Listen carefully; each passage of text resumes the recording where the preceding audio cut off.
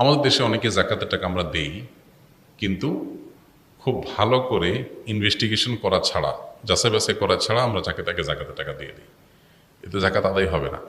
জাকাতের হকদার বা জাকাতের উপযুক্ত যিনি যিনি জাকাত খেতে পারবেন, যাকে জাকাত দেয়া যাবে, সে মানুষগুলো সম্পর্কে কোরআন কারীমে আল্লাহ তাআলা একটি আয়াতে আলোকপাত করেছেন। আল্লাহ বলেছেন, আউযু বিল্লাহি মিনাশ শাইতানির রাজীম, ইন্নামাস সাদাকাতু লিল ফুকারাই ওয়াল মাসাকিন ওয়াল আমিলিনা আলাইহা ওয়াল মুআল্লাফাতি কুলুবুহুম ওয়া ফির রিকাব ওয়াল গারিমিন ওয়া ফি সাবিলিল্লাহি ওয়া ইবনিস সাবিল।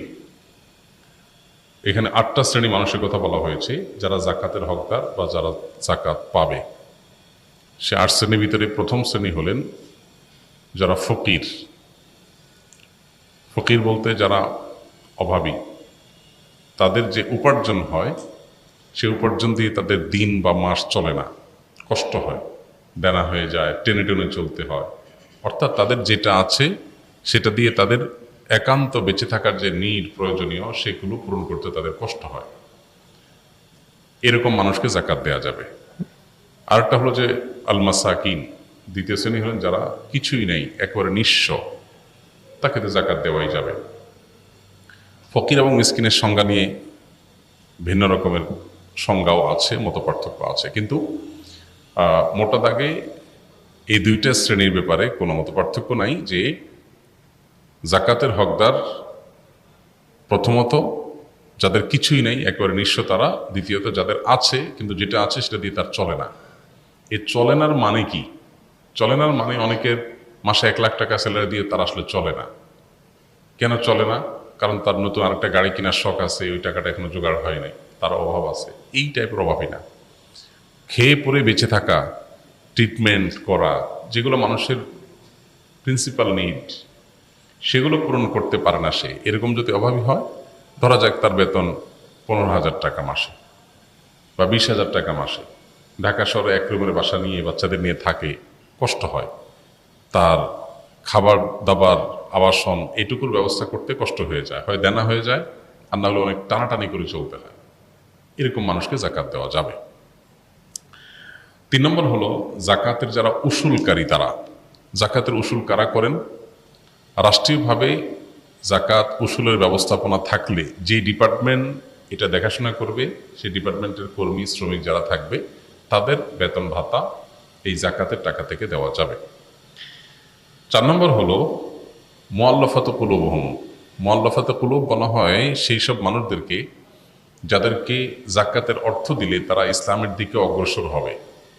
ধরা যাক কেউ নতুন মুসলমান হয়েছে, তাকে জাকাতের টাকা দিলেন ইসলামের উপরে অটল অবিচল থাকার জন্য। অথবা এমন কোনো জনপদ, আমাদের দেশের সেরকম পরিস্থিতি নেই, এমন কোনো জনপদ যেখানে আসলে অমুসলিম কেউ যে ইসলামের দিকে ঝুঁকছে, আসছে, মনে হচ্ছে যে তাকে আমি হেল্প করলে সে ইসলামের দিকে আসতে পারে, সে অসহায়, আমি হেল্প করলাম, অথবা তার ক্ষতি থেকে বাঁচার জন্য তাকে আপনি টাকা দিলেন। অবশ্য এই খাতটা অনেক ইমামদের মধ্যে রহিত হয়ে গেছে। ৫ নম্বর হলো দাস মুক্তি। এটার অপশন এখন নাই।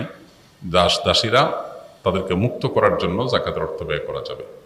আপনি ইসলামের বিধিবিধানগুলো দেখেন, কোরআন আয়াতগুলো দেখেন, দেখবেন মানুষকে দাসত্ব থেকে মুক্ত করার জন্য ইসলাম বহু আয়োজন রেখেছে। আপনি কোনো একটা ভুল করেছেন, অন্যায় করেছেন, এটার ক্ষতিপূরণ কাফারা দাস মুক্তি। এই যে আপনার কোনো দাস, কোনো দাসী তার মালিক থেকে মুক্ত হতে চায় টাকার বিনিময়ে, তাকে আপনি জাকাতের টাকা দিয়ে মুক্ত করতে পারবেন। মানে মানুষকে দাস মুক্তি থেকে, দাসত্ব থেকে মুক্তি দেওয়ার জন্য ইসলাম নানামুখী আয়োজন রেখেছে। ৬ নম্বর হলো ঋণগ্রস্ত ব্যক্তি, গারিমিন, যারা কোনো কারণে তাদের মৌলিক প্রয়োজন পূরণ করতে গিয়ে লোন হয়ে গেছে, ঋণ হয়ে গেছে, সে ঋণ পরিশোধ করার সামর্থ্য তার নাই। গরিব মানুষ, ট্রিটমেন্ট করতে করতে অনেক টাকা দেনা হয়ে গেছে, তাকে জাকাতের টাকা দিতে পারবেন। অথবা তার মৌলিক প্রয়োজন পূরণ করতে গিয়ে দেনা হয়ে গেছে। কেউ ব্যবসা সম্প্রসারণ করতে গিয়ে দেনা হয়ে গেছেন, তাকে জাকাত দেওয়া যাবে না। তার এই ঋণটা বাণিজ্যিক, কমার্শিয়াল লোন, এটা তার প্রিন্সিপাল নেই পূরণের জন্য লোন না। ৭ নম্বর হলো সাবিলিল্লাহ, আল্লাহর রাস্তায়। আল্লাহর রাস্তা বলতে জেহাদকে উদ্দেশ্য করা হয়েছে। কোনো কোনো আলেম এটাকে ব্যাপকভাবে যে কোনো দিনের কাজ, দাওয়াতের কাজকেও এখানে সামিল করেন। মূলত এখানে জেহাদকে মিন করেছে। জেহাদ যদি চলমান থাকে, সুযোগ থাকে সেখানে জাকাতের টাকা দেওয়ার, সেখানে জাকাতের টাকা দেওয়া যাবে। সর্বশেষ খাত হলো ইবনুস সাবিল বা পথিক, মুসাফির, যিনি সফরে আছেন কিন্তু তার সফরে কোনো প্রয়োজন হয়েছে, তখন তিনি তার মূল জায়গাতে অনেক টাকা পয়সা আছে, তিনি জাকাতের হকদার না, সচ্ছল মানুষ, কিন্তু এই মুহূর্তে তিনি ট্রাভেলে আছেন, এদিকে তার নিড হয়েছে, তো যতটুকু নিড আছে ততটুকু তিনি জাকাতের টাকা থেকে নিতে পারবেন যদি তার সাথে টাকা পয়সা না থাকে। এখন আজকালকার যুগে আমরা যারা ট্রাভেলে থাকি, আমাদের সবার সাথে visa card, master card, ATM card থাকে, আমরা দিলেই টাকা বাইর হয়। তো এরকম যদি হয় যে আমার আসলে নিড পূরণ করার ব্যবস্থা আছে, তাহলে আবার আমি মুসাফির মানুষ জাকাত খাওয়া শুরু করে দিলাম, এটা করা যাবে না।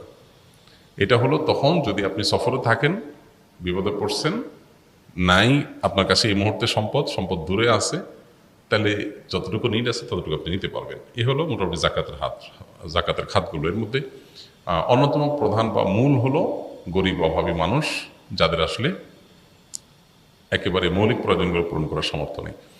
আমাদের দেশে অনেকে জাকাতের টাকা আমরা দেই, কিন্তু খুব ভালো করে ইনভেস্টিগেশন করা ছাড়া, যাচাই বাছাই করা ছাড়া আমরা তাকে জাকাতের টাকা দিয়ে দিই, এতে জাকাত আদায় হবে না।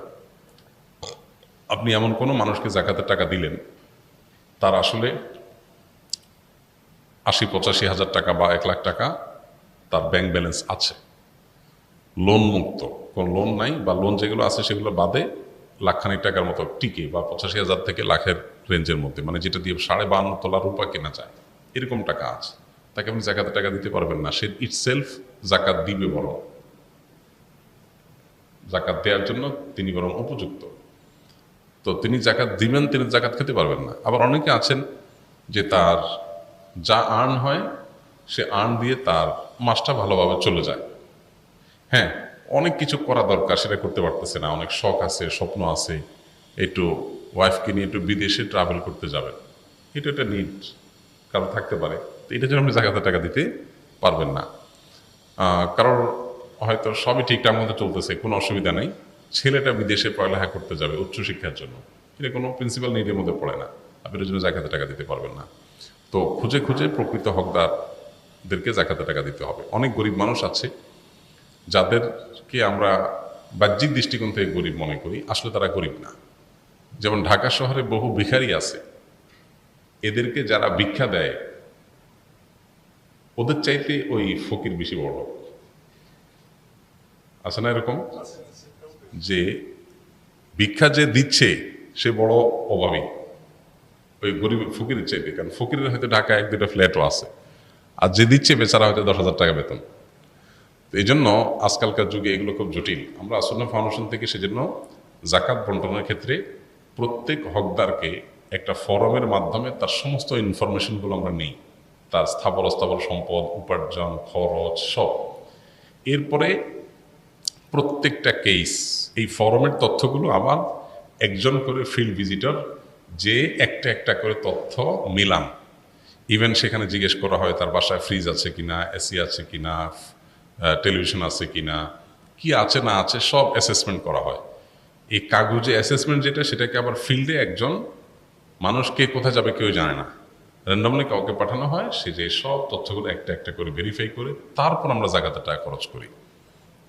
তো ব্যক্তিগত পর্যায়ে যারা জাকাত দিবেন একটু জেনে শুনে যাচাই বাছাই করে তাদেরকে দিতে হবে।